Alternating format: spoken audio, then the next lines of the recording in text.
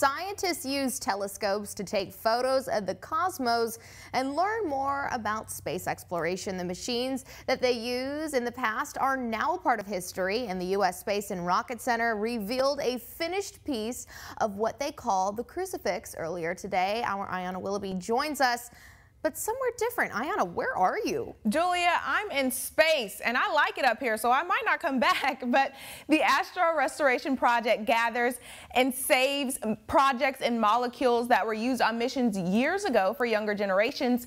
It took volunteers years to gather all of the pieces needed to put this system together. So let's take a look. That's the sound of volunteers celebrating countless hours of hard work that has finally paid off. Onlookers couldn't help but clap, as well as workers connected the Wisconsin Ultraviolet Photo Polarimeter Experiment Telescope, or the W.U.P.P.E, to the Astro Cruciform. The shuttle was used as a space laboratory. Think of an observatory, but instead of being on the ground, it was in space aboard the shuttle.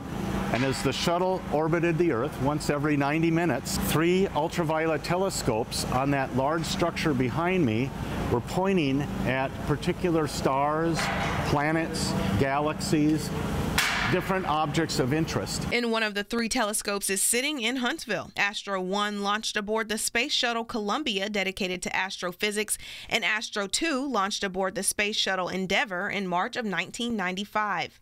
To us who worked on the Space Lab program in our young careers, thought, hey, maybe we can try to preserve this. And that's an abbreviated story. There's a lot behind that, but we found the individual pieces, tucked them away for 20 years in various garages and warehouses.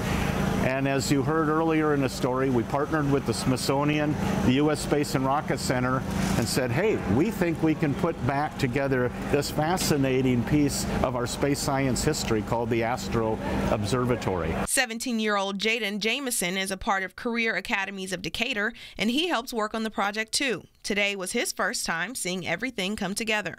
I feel a sense of accomplishment and pride to be able to contribute to something of this nature, something this historic. You know, this assembly will be going to the Smithsonian Museum in a couple years, so it's something very cool to me. But before the lab module goes off to the Smithsonian in Washington, D.C., it'll sit in Huntsville for a while. So grab your family and plan a trip to see the huge piece of history.